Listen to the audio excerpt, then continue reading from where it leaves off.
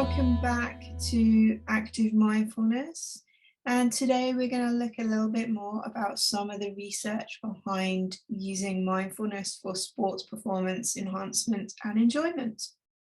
So the research we're going to look at today was published in the Journal of Psychology of Consciousness, Theory, Research and Practice in 2014.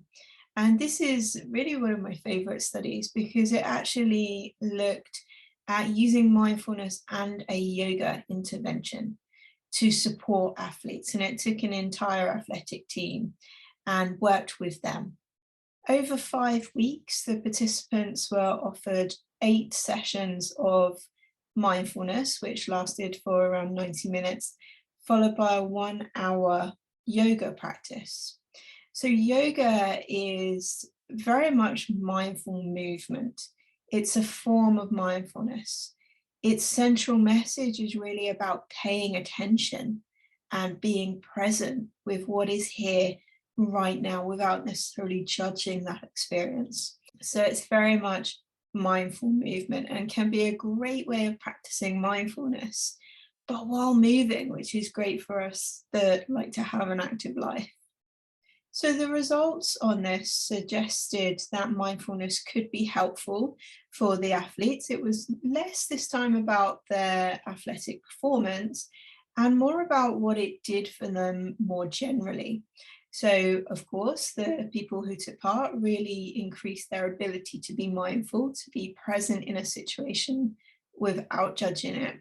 They also appeared to show a greater level of goal-directed energy, in that they were able to really focus themselves towards their athletic goals.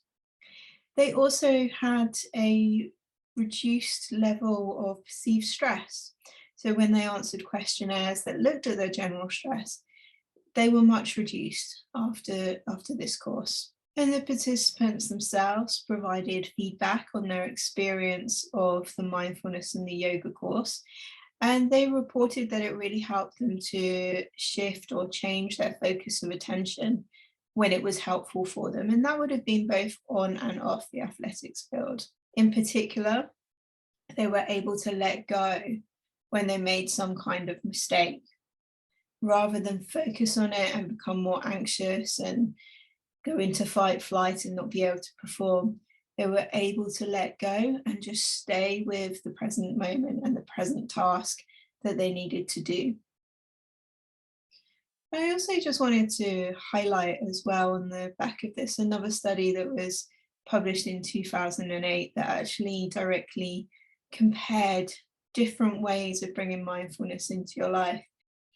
It found that yoga could actually be more helpful in developing mindfulness, or more effective in developing mindfulness than some of the other more still traditional mindfulness practices, like the body scan. The body scan being a great practice, by the way, a really fundamental skill that can really help us develop the ability to be in the present and to move towards and away from experiences when it's helpful for us.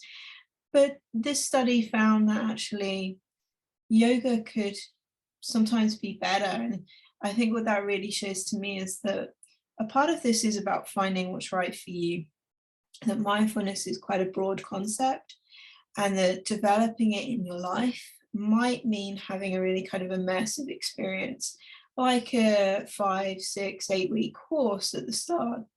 But maintaining it might actually be more about finding what's right for you, whether that's the kind of still practices like the body scan, or whether that's more of a mindful movement. So I hope that helps and you found that interesting. Take care, and I'll see you next time.